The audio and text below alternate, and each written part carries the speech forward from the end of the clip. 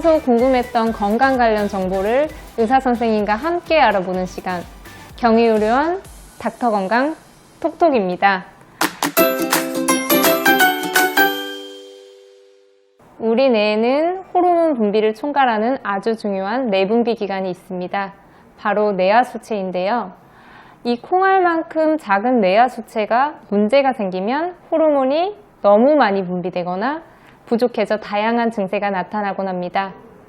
생리불순, 말단비대, 시력저하 등의 증세가 생기면 반드시 의심해야 되는 질환, 뇌하수체 질환을 알아보도록 하겠습니다. 도움 말씀을 위해 진상욱 교수님 자리해 주셨습니다. 교수님 안녕하세요. 네, 안녕하십니까. 네, 뇌하수체 질환 조금은 생소한데요. 먼저 뇌하수체가 뭔지 소개해 주시겠어요? 예, 조금 전에 사회자께서도 잠깐 말씀하셨는데요. 뇌하수체는 우리 머리 안쪽 깊숙한 곳에 위치하고 있는 아주 중요한 장기가 되겠습니다. 크기는 보통 콩알만 하고도 얘기하시고 또 이제 저는 공기알만 하다고도 얘기를 하는데요. 여기서는 굉장히 여러 가지 호르몬들이 분비가 됩니다. 그러면 이러한 호르몬들은 우리 몸에 이제 말초 또 다른 장기, 예를 들면 갑상선이라던가 부신이라던가 또는 췌장으로 가서 각각의 장기들이 분비하는 이런 호르몬들을 조절을 해주는 이제 그런 중요한 장기라고 할 수 있겠습니다.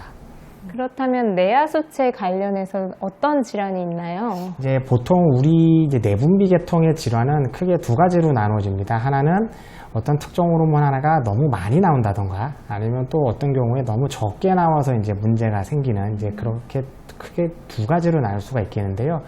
뇌하수체 질환도 마찬가지입니다. 이제 어떤 뇌하수체에서 나오는 특정 호르몬이 너무 많이 나온다던가 아니면 너무 적게 나와서 이제 문제가 일으키는 그렇게 이제 크게 두 가지의 질환군으로 나눌 수 있을 것 같고요.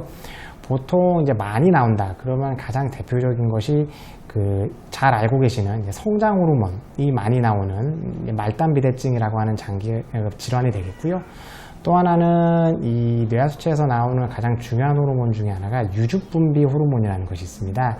이것은 이제 여성분들이 출산 이후에 아이에게 이제 젖을 물릴 때 젖이 나올 수 있게 도와주는 호르몬인데요. 이 유죽분비 호르몬은 말 그대로 그때만 필요할 뿐이고 일반적인 상황에서는 거의 필요하지가 않기 때문에 거의 분비량이 아주 소량으로만 유지가 되고 있습니다. 그런데 만일 뇌하수체에서 이 호르몬이 많이 나오게 되면 이제 이상 증상들이 생길 수가 있겠죠. 그래서 앞에서 말씀드렸던 말단비대증, 그러니까 성장 호르몬이 많이 나오는 거고요. 유죽분비 호르몬이 이제 과다하게 나오는 그런 질환도 있을 수가 있고요.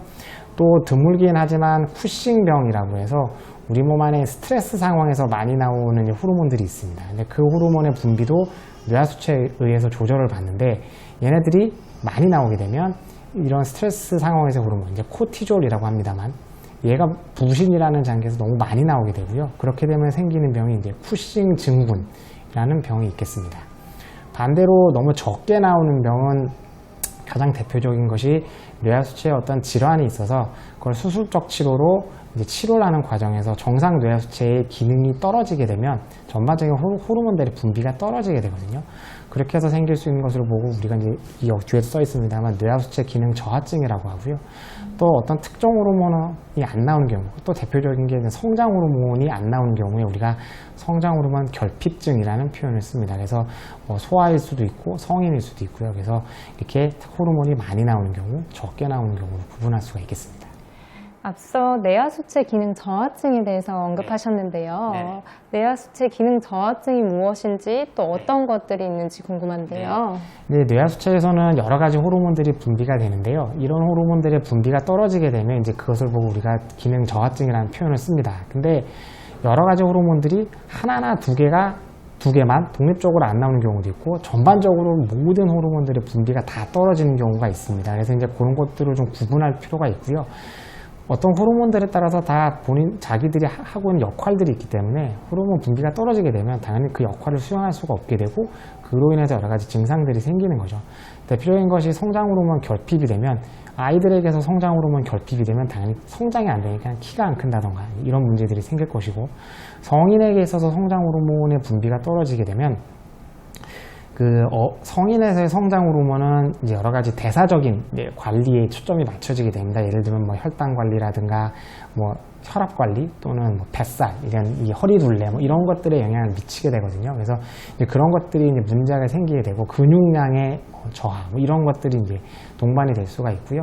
그 다음에 전반적으로 또 한 가지는 이제 갑상선 호르몬의 분비도 이 뇌하수체에서 이제 조절을 받게 됩니다. 근데 뇌하수체에서 갑상선 호르몬의 분비를 조절하는 호르몬에 이 문제가 생기게 되면 갑상선은 별 자체의 문제가 없더라도 갑상선의 호르몬을 잘 못 만들게 되겠죠. 그래서 그로 인해서 갑상선 기능 저하증이 동반이 될 수가 있고요. 또 가임기 여성에서 이 생리를 유도하는 호르몬, 예를 들면 여성 호르몬 이런 것들도 결국 분비가 잘 되려면 뇌하수체에서 그쪽을 이 조절해 줄 수 있는 호르몬들이 나와줘야 되는데 이제 그런 것들이 안 나오게 되면 가임기 여성에서 생리불순이라든가 생리가 안 되고 뭐 이런 임신도 잘 안 되고 불임이라든가 뭐 남성도 마찬가지고요. 성기능 장애 이런 것들이 유발이 될 수가 있습니다. 그래서 특정 호르몬 하나에 문제가 생기게 되면 그로 인한 고호르몬의 특징적인 이 역할의 수행이 안 되기 때문에 그로 인한 증상들이 생길 거고요. 여러 호르몬들이 동시에 기능이 떨어지게 되면 굉장히 우리 몸 안에 다양한 형태로 증상이 나타날 수 있습니다. 그래서 아까 말씀드렸던 그런 증상들이 그냥 한꺼번에 와르르 이렇게 나타나는 그런 경우도 종종 있습니다. 네, 저희가 알고 있었던 많은 병들이 뇌하수체와 관련이 있었군요.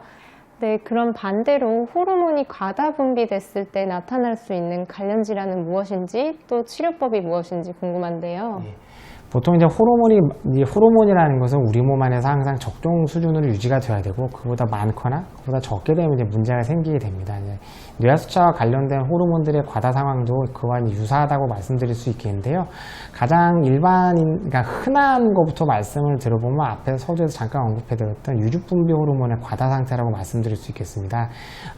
아까 언급했던 것처럼 이제 여성분들이 출산을 하고 아이에게 젖을 물릴 때 이제 이 호르몬은 필요하고 이 호르몬에 의해서 젖이 돌게 되는데요. 만일 전혀 임신하고 상관없는 상황 또는 남자가 이렇게 유주분비 호르몬이 과도하게 많이 나오게 되면 전혀 임신과 상관없는 그런 환경에서 젖이 나올 수가 있고 이제 그런 상황이 생기는 거죠. 그래서 여성분들 같은 경우는 예를 들어 속옷에 뭐가 묻는다든가 아니면은 뭐 이렇게 짜보면은 전혀 임신하고는 관련이 없는 상황에서 젖이 나온다든가 남자도 이제 그런 분비물이 젖에서 나오는 그런 상황들이 생길 수가 있죠.